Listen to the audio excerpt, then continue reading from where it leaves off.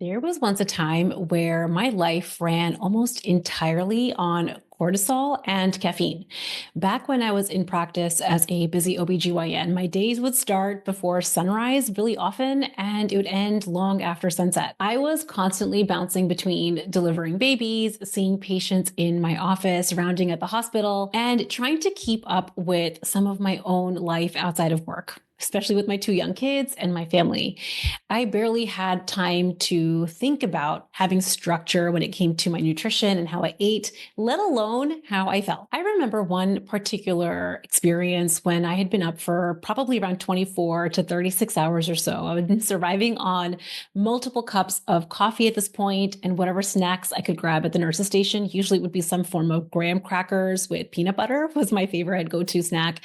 And I caught my reflection in one of those hallways that has a lot of windows, but it was nighttime, so you could really see your reflection in one of those hallways. And I just caught a glimpse of myself and I didn't even recognize myself. My shoulders were hunched and I just looked like not my best self. And it was in this moment, like many other moments up until this point, that instead of pausing and checking in with what was going on for me, I would push harder. That was my default. If I felt exhausted, I would just push through. If I felt a little stress, I would just work more. If I felt tired or fatigued, I would just grab another cup of coffee. I had no idea at this point in my life, at least, that I had been trapped in this cycle, more like a roller coaster of highs and lows with cortisol, feeling completely disconnected with what my body was actually needing. I didn't realize this at the time, but I was really stuck in this fight, flight, freeze mode, ping-ponging between self-criticism when I would tell myself, why can't I get this together? And why can't I just solve this weight loss struggle once and for all? And ping-ponging to the other side to avoidance, which is I would kind of cover my eyes, monkey emoji over the problem. I would stop weighing myself. I wouldn't want to look at the scale. And I would tell myself, we'll just figure this out later. And let me tell you, ping-ponging back and forth between fight and flight never, ever led to results that lasted. The reason I wanted to record this specific podcast episode today is because I wanted to share with you that this is actually solvable. One of the things that I love doing on the Burn, Stress, Lose Weight podcast is really talking about stress from a different angle than maybe you have ever heard from before. We really like to de-villainize stress, which means stress is normal. It is a healthy response in so many scenarios, but oftentimes overachievers, especially professional women, are over-relying on stress. We're over-relying on the push that we get from cortisol, and it's leading us to not feel our best on the inside, and it's absolutely getting in the way of you hitting your personal body goals. You don't actually have to stay stuck in the cycle of stress and overworking and then survival mode that so many of us end up in, because there's a different way. And it's one of those things where I think it's so important that I just share that it's not something that you get taught in school. It's not something that you get taught by the big people in your life when you're growing up, but it is a way of feeling better inside out that doesn't rely on willpower. It doesn't require self-criticism or self-judgment or forcing yourself to push through when you're feeling your worst. It has nothing to do with being tougher or more disciplined, which I know so many professional women just believe we just need to be more disciplined to solve the weight loss struggle once and for all. But instead, what we want to do on today's podcast episode is really understand your brain and body chemistry so that you can create more ease and more consistency on the scale and off. Today's episode is called the Oxytocin Effect because it turns out when we can leverage the power of oxytocin, which is going to be touching on self-compassion and self-love, which we're getting into today, step by step, we're going to make this non-woo and not vague with a really practical way to implement some of these strategies. You are going to see a direct result in you hitting your goals this week, this month, and this year. As you know, we have been diving into the world of hormones over on this podcast. I've really been emphasizing the impact that hormones are having on your mental health, on your physical health, how you're feeling, and it's absolutely going to impact how you hit your goals this year. One of the things that I really love talking about is science-informed data and research, which is what we're getting into today, and how you can take some of the data or the research that you might read about online or what you hear about on this podcast and put it into practical step-by-step actionable steps that you can actually start hitting your goals. There are thousands of hormones that are impacting how you feel inside out, that are impacting your energy, your vitality, your muscle mass, your ability to lose weight, how you feel on the inside. And I have been trying to bring different lenses around this hormones conversation because I see so much misinformation online. I don't want you getting your information from TikTok or from a random Google search. I really want to bring science-informed information here so you can feel informed in how you take this information and put it into real-life application. The three main hormone pathways I want you to first and foremost be aware of are the ones that I cover in my free hormone training. You can go and grab that over at burnstressloseweight.com/hormones, where I get into cortisol, insulin, leptin, and estrogen, and those hormone pathways and how they're impacting your ability to lose weight and feel your best. So if you have not yet grabbed that training, pause this episode right now, go and grab it. It is really a comprehensive guide that is not just plucked out of the sky with random information. It is OBGYN approved. It is informed by science. And my favorite part about it is it has some really actionable steps on how you can really heal a lot of your hormone health so you're hitting your goals and you're feeling your best, especially as you enter perimenopause and menopause. This entire podcast episode is about creating more freedom. Freedom for professional women on and off the scale, without the guilt, without the shame, without the endless frustration and the cycles of perfectionism that so many women find themselves in. So you start feeling your absolute best because it turns out you have worked decades hard to be living this life. And if you're not feeling your best right now, then why are we waiting? Today's podcast episode is going to get into the oxytocin effect because it turns out that self-compassion is not just a mindset hack or something that sounds good or is jumping on the self-love woo-woo train. It is a physiological shift that your brain and body can experience that will actually impact your body physiology. Let's get into this episode all about oxytocin. So I want to start off with a quick science moment. What exactly is oxytocin? Why am I even talking about it? Why is it on the podcast? And how can you start to leverage what you're learning today into practical steps? Oxytocin is often called the love hormone. It is a name that I think kind of undersells what it does and what it is, because oxytocin is not really just about love. Oxytocin is about trust, connection, and safety. It's released when you hug someone, when you bond with a friend, when you pet an animal like a cute furry dog. It's even released when you simply take some slow, deep breaths. Oxytocin can actually counteract the effects of cortisol, which is the stress hormone that we talk about on this podcast a lot. And it literally is signaling to your nervous system that you're safe and you can relax. So where does oxytocin come from? How do we leverage it? How can we start to incorporate it into our life? Oxytocin is produced in the hypothalamus, and then it is stored and later released in the posterior pituitary gland. We've talked about the hypothalamus before when we talked about your leptin levels. This was a podcast episode we did a few weeks ago where we talked about your body weight set point and why it is that our body weight starts to creep up slowly over time, and how our brain, the hypothalamus, does not actually have a regulatory mechanism when it comes to your body weight set point. The way that your brain regulates your body temperature or your pulse or your blood pressure, it's not able to regulate your weight. So the hypothalamus is an incredibly important part of your brain's control center. When oxytocin is released, it is signaling to your body that it can shift into a restorative state. It is signaling your body that you can digest, you can focus on your metabolism, you can actually burn fat with more ease, you can rest and relax. We've talked before on the podcast, and I talk about this in detail on the hormones training, that cortisol is kind of like a superhero. It is coming to your rescue in really stressful situations. It drives a lot of your fight-flight responses, and it will give you a quick burst of energy, even sharpening your focus so that you can handle immediate danger. But like any superhero, if cortisol is on duty for too long, it can start to cause a lot of damage. Having low buzzing, chronic stress that infiltrates every corner of your life not only feels terrible and it takes you out of being your most present with your work and with your family, it increases your urges and cravings for highly processed foods, for sugar. It will absolutely impact how your body stores fat. It will add to belly fat. It makes it really, really hard for your body to feel safe, to release any fat stores that you have if you're on a weight loss journey.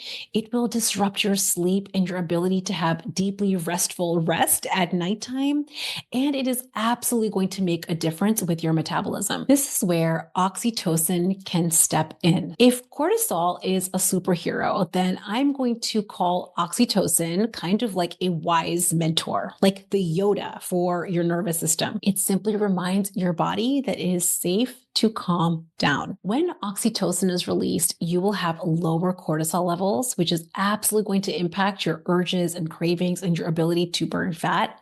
It is going to enhance insulin sensitivity, so it's much easier for your body to leverage energy rather than constantly storing energy as fat.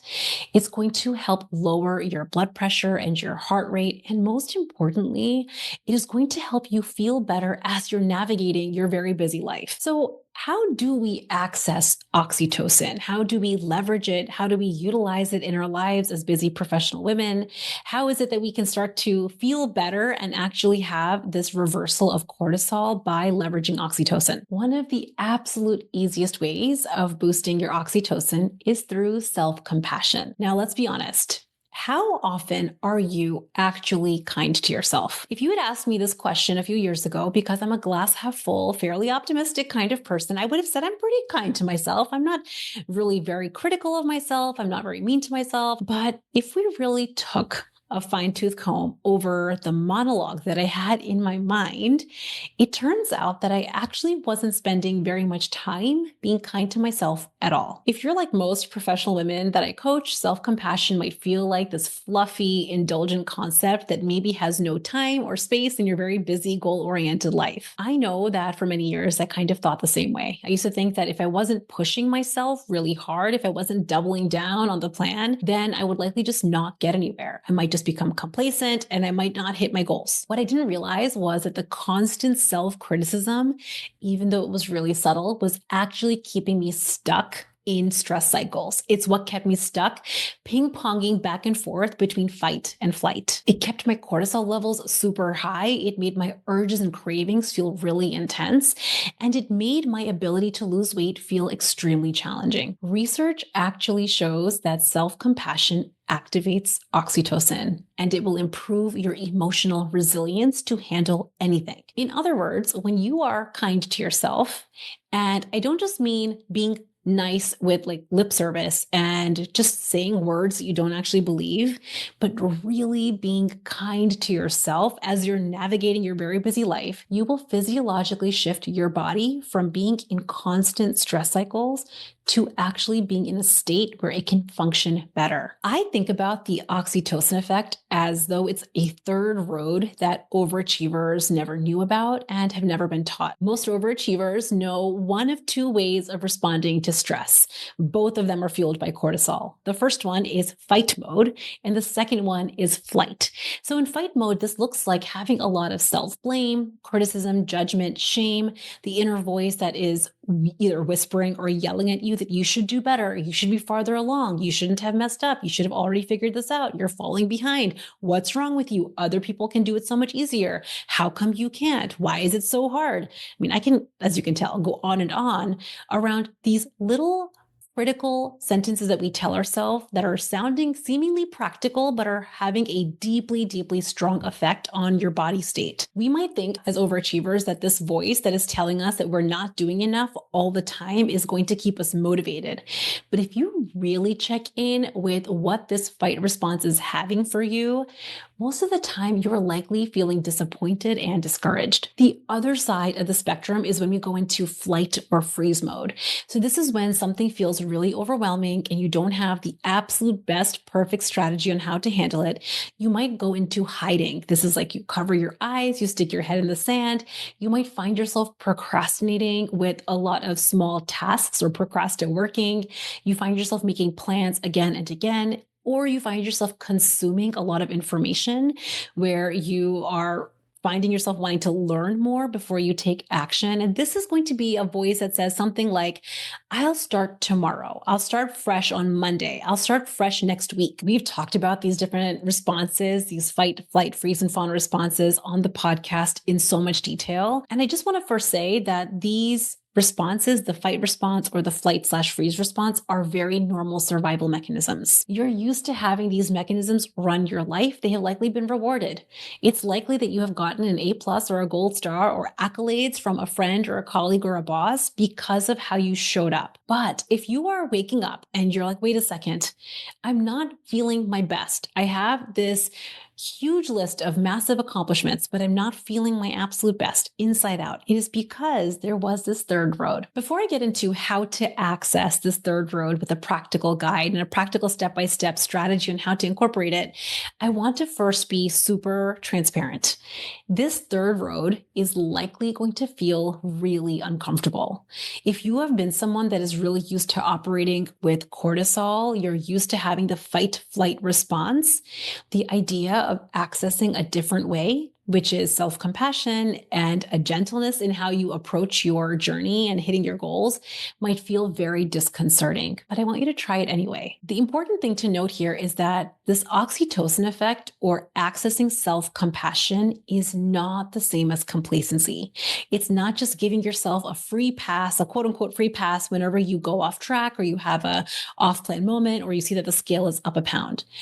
The oxytocin effect is not just a warm, fuzzy indulgence, but I want us to think about the oxytocin effect as a strategic shift. Think about this strategic shift as how you can forevermore approach your stress, approach your decisions, and approach that discomfort of consistency. Instead of going to fight, which is where you try to double down, or flight, which is where you hide and procrastinate, imagine moving into a really firm and grounded way of engaging with yourself when you're in your stickiest obstacles. I know that sometimes the idea of being compassionate and accessing self-love feels indulgent and kind of woo. It might even feel like this pathway to you losing your edge. But what I have found after coaching professional women in every industry is that self-compassion is not about letting yourself off the hook. It is about keeping yourself in the game. When you start practicing the oxytocin effect and you fold it into your life in little moments throughout your day, and you start practicing it day to day, week to week, you will start to notice that your body no longer needs to run on cortisol and caffeine fueled stress. You can start to shift into safety and connection and resilience. And this is going to make your journey to hit your body goal this year feel so much better. I'm going to share 3 steps on how you can start to incorporate this, and I invite you to make this your own. Feel free to add to this practice or take away from this practice in a way that feels like it resonates with you and it aligns with your values and how you might want to incorporate this into your life. First and foremost, accessing self-compassion and being really kind to yourself does not take more time. So if you hear yourself thinking, I don't have time for self-compassion, I don't have time to be kind to myself or incorporate this practice, I really want you to check in with yourself, because this will save you hours and hours of time per week. Step 1 is to start talking to yourself like you are your own best friend. Imagine that your friend came to you and she had a massive fail, or she hit a really sticky patch at work or with her children or in hitting her personal body goals and hitting her weight loss goals. Would you ever say to her, yeah, you suck. You're the worst. Why are you even bothering trying? You should have totally solved this by now. You should be further along by now. No, we would never talk like this to one of our friends, right? So one of the ways that we can start to access self-compassion is actually imagine how you would talk to your dearest, bestest friend who you love so much, and imagine talking to yourself through that lens. So simply catching your self-judgment or your self-criticism, even if it is subtle, start to notice it in real time, start to become really aware of that inner monologue, and flip the script around. Ask yourself, how would I say this to a friend? Step 2 is really simple but very effective. It's actually physical connection, physical touch. Simply placing a hand on your heart or giving your own hand a gentle squeeze or rubbing your arms or your legs in a soothing way can actually access oxytocin. It might feel really strange at first, but it can actually be really reassuring. And the last point, this is the third point that I like to fold in for myself, and it might be really valuable for you, is to help my brain get out of all or nothing thinking thinking. This is just a sign of perfectionism, which might show up for us like, if I can't do it perfectly or if I can't do it all, then let me not bother starting. Let me not bother trying. Or the other end of the spectrum where we think we have to do all of the actions to see results on the scale or towards any goal. The third element is actually stepping back, kind of zooming out and showing our brain that sometimes not doing it perfectly is perfectly enough. I like to remind myself and actually have a script that I don't actually have to do this absolutely perfectly to feel better. I don't have to do this perfectly to see results. I simply have to do it well enough to create forward progress today. One of the things that I really love about the work that I do with my clients in the Unstoppable group is not just talk about food and weight loss, food and movement, nutrition, and all the things that we might traditionally think about as most affecting your weight loss journey. One of the biggest things that I have found for my clients is incorporating guilt-free rest and play and this very specific mindset shift, which is how you treat yourself on the journey to lose the weight you want, is actually what determines your ability to sustain your results. So if you notice yourself in that fight flight response, just remember it's so normal that you end up there. Your very human brain is very used to being in survival mode. And also there's a third option on feeling better, on lowering your cortisol levels, on really optimizing your health, your hormone health, and your ability to lose weight. And you can actually start feeling better on the journey. So just starting today, take a moment, put a hand on your heart, and really catch with some self-compassion how much you're already doing. It might feel really small, but I promise you these small micro moments folded in throughout the day can have a massive result for you on and off the scale. If you found this episode helpful, I would love for you to share it with a friend and make sure that you go and grab the hormones training over at burnstressloseweight.com/hormones. I don't get into oxytocin specifically on that training, but I do get into the 3 hormone pathways that are most impacting your weight loss journey this year. We talk about cortisol, insulin and leptin, and estrogen because these 3 pathways are going to make a massive difference in you hitting your goals this year. I hope you guys all have an amazing week, and I will see you at the next one. Bye.